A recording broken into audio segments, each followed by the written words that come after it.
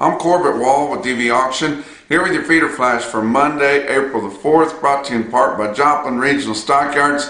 About 6,000 head expected here on Monday for the regular feeder cattle auction. Don't forget, this week is their special cow and bull sale on April the 6th, which is Wednesday. It's an afternoon sale or evening sale, starts at 4:30 p.m. Expecting a good run, about 600 cows, many breeding age bulls. They've got one consignment, several nice dispersal type consignments, but one deal of 80 fall calving cows. You guys need to fall calve. 3 to 5 year old Red Angus cows bred to Asherman Charolais bulls. Don't forget that sale on Wednesday, 4:30 in the afternoon, Joplin Regional Stockyards, and you can view and bid that sale on dvauction.com. Herd improvement program. You guys are rolling your eyes and thinking, yeah, great. That's all we really want to think about right now whenever we're dry and we don't have anything to feed the cows. And if we try to buy some commodity type feed or any kind of bulk feed at all, it's going to break the bank. Hay's high, $300 a ton or more in a lot of places. If you can find it, that's the last thing we're really going to worry about right now. It's important, but herd improvement program. Well, I had seen here the last few weeks and then heard some people talking about it late in the week, and it just made me think it ought to be something that we should talk about. And, everybody's misfortune can be somebody's opportunity.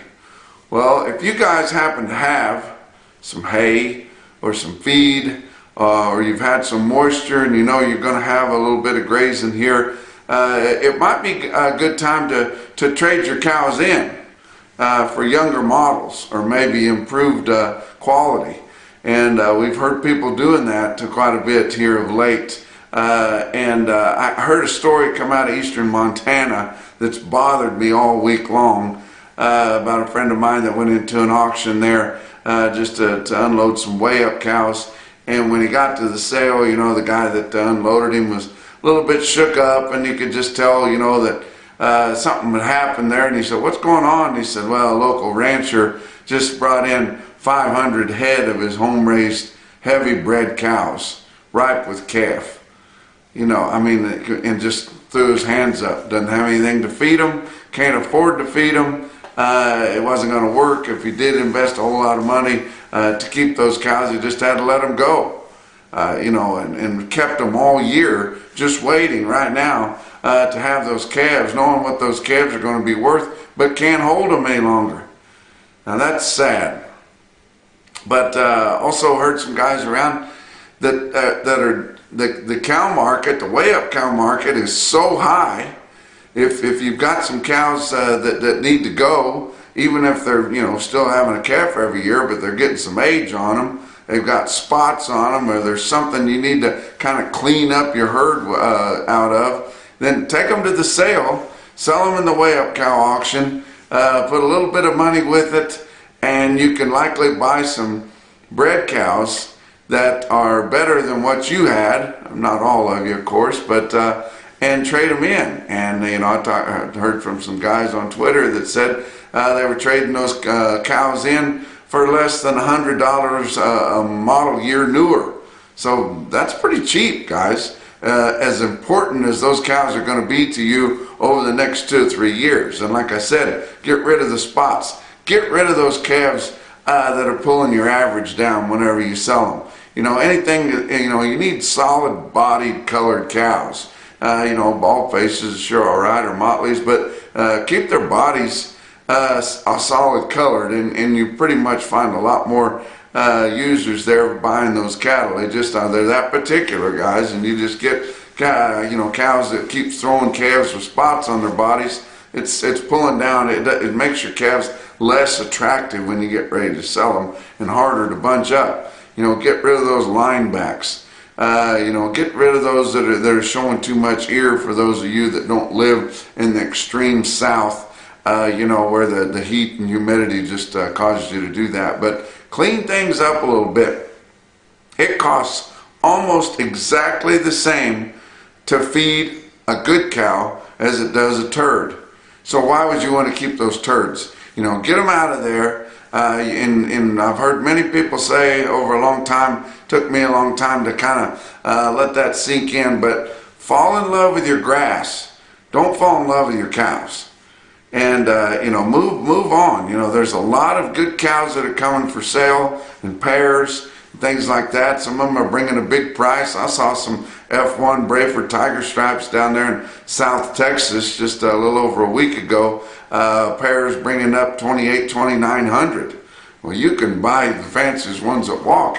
Not that those aren't, for those people down there in the South, and gonna have another sale coming up late this coming weekend at Brenham, Texas, and on DV Auction. It's a special bred and cow and pair sale there, and they'll have a lot of those F1 Brayfords, and they're extremely popular down there. They're really good mamas, and people like them in that country where it gets so hot and humid, but they know how to handle that. But it's not a bad opportunity to have a little herd improvement program, and you got to always be thinking, and like I said, when somebody's having a rough time of it, maybe an opportunity for you to go in there and enjoy that. But look at what happened this past week.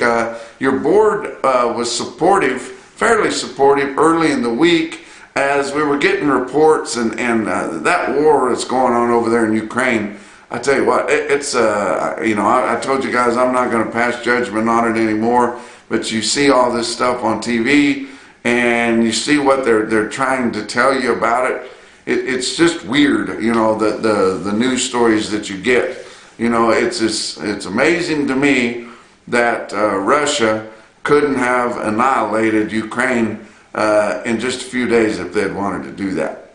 It'd be similar to the United States declaring war on Texas and being unable to overtake. I just don't understand why they don't do that. They're picking and choosing here and there. But we had heard some news earlier in the week that the war was kind of softening a bit or kind of subsiding, and news that or stories that maybe Putin was going to not going to lessen his invading of different cities and things like that. Well, man, it sparked your corn and bean markets and everything to go way down, because that's what everything's been hinging on, is that breadbasket of the world there, the Ukraine and Russia. But I told you guys, I got some word there from somebody on site that said they are tending the fields. The women are all gone, and the men have been okay. Those that farm, all the other men have to join the army or get in and fight. But those that are farming are they're let off the hook there. They can do that. So lots of preparation going on in the fields, and the wheat crop looks really good there in the Ukraine. But when they thought that war was going to maybe ease up a little bit, then your grains went down big, and of course your cattle responded well to that. But middle of the week, we saw that was just a foil. Putin's not going to back off of anything, and we're a little bit scared, even though we would love for him to lose this war. What's that going to cause him to do? But it ramped back up later in the week, and then grains kind of come back a little bit from their lows off of those big inflated prices there. But we also saw a corn plantings report, crop plantings report here in the United States that come out there later in the week, and said that your corn acres lost out to beans. 4% less acres of corn expected to be planted this season. And so that of course made your grains pop up again, and and your cattle go down. But that's just kind of the way it is. It's all on a pulley system there. One goes up, the other goes down, and all hinging on this war that really didn't need to happen. And then late in the weekend, we see these reports that they're putting out that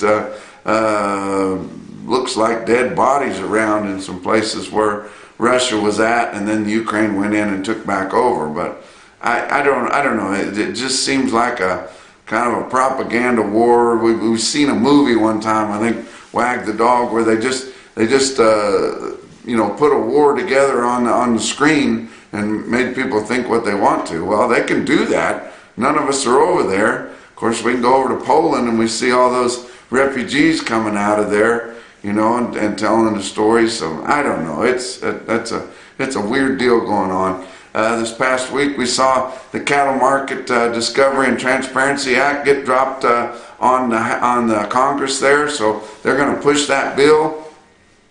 We're very excited about it. I'm going to keep talking about it. You guys are probably tired of hearing me talk about it, but I got some information late in the week.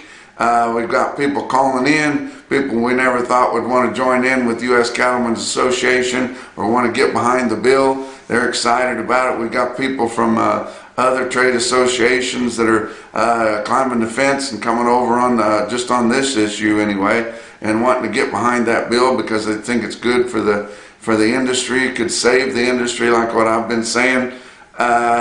We've also heard from some people on site there in Washington, D.C., that calls are starting to come in support of the bill, and they're saying it's a good thing you're calling in support of the bill, because those that are detractors are definitely bending the ear of those lawmakers and wanting them to vote against it. And you think, who the hell why would people want to do that? I think if we just had status quo, even if you guys didn't call in support of the bill, but the detractors didn't do anything, I think the bill would pass just fine. But we've got NCBA, National Corporate Beef Association. They're going to fight it tooth and nail. How in the hell can they explain that whenever they're supposed to be working for the cow-calf man all the way up? But it just seems like just a few of those packers that they represent, I don't understand what could make them just support them whenever issue comes up, it seems. But why in the world would they do such a thing? And they know that it's going to improve market discovery and transparency, and it's going to give us a little more information, like the cattle that the packers have scheduled for the next 14 days. How good would that be? They know that, but they're fighting against it. You saw Ethan Lane this past week put a pretty scathing op-ed in well-read ag media there against Charles Grassley, mainly for supporting and putting together and being the champion of this, along with Deb Fischer.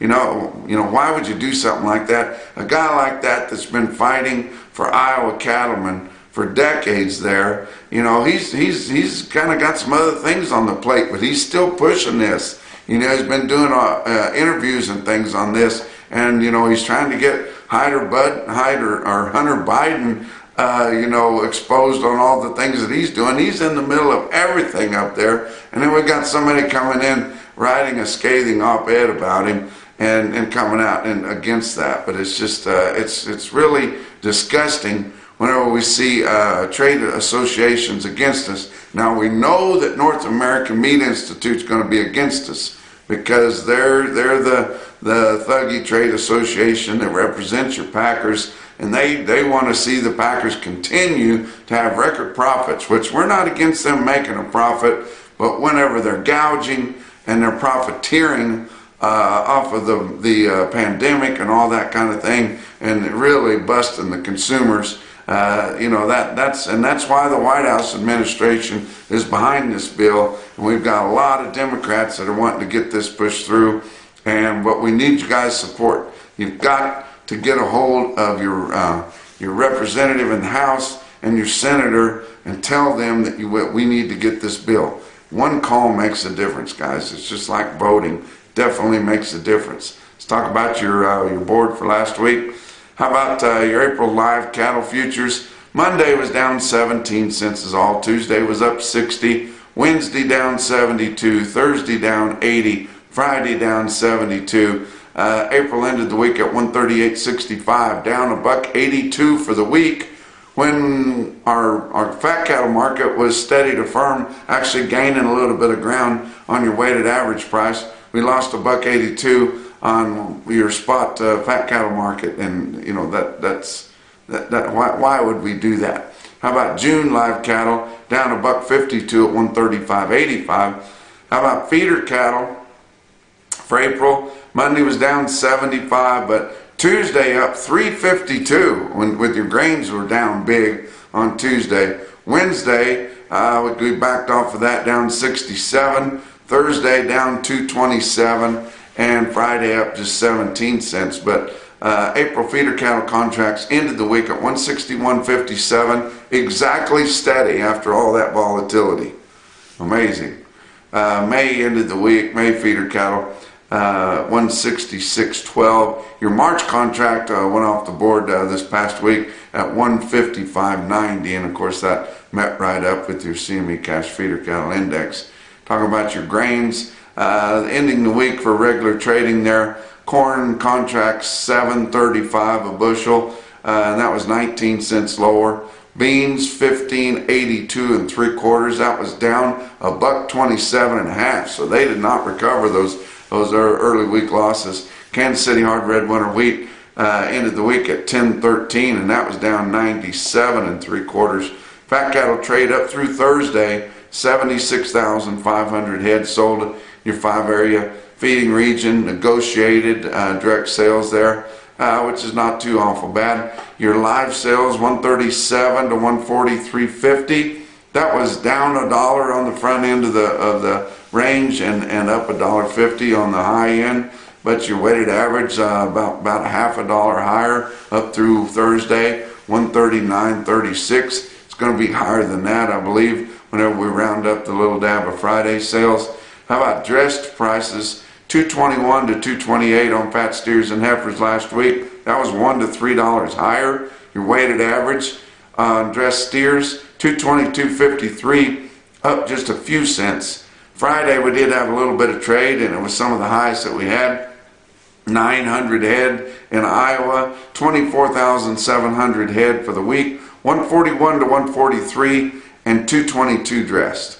Nebraska 1,500 head on Friday, 29,000 for the week. $1.38 was all they could muster on the few live sales they had, and 222 dressed. Kansas just had one load reported on Friday, about 16,000 for the week. The only price on Friday was 222 dressed. Texas did not have any sales on Friday that were confirmed. 9,300 head is what they had for the week. And if you remember the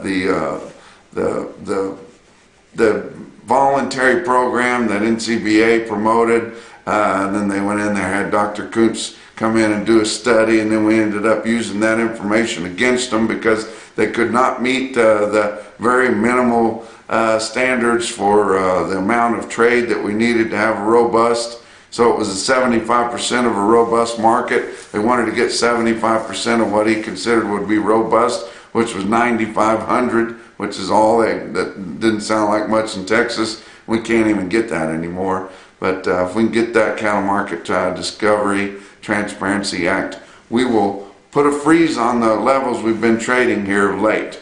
You know, they're saying, like Ethan Lane keeps saying, well, it's going to make the producers do this. It doesn't make the producers do anything any different.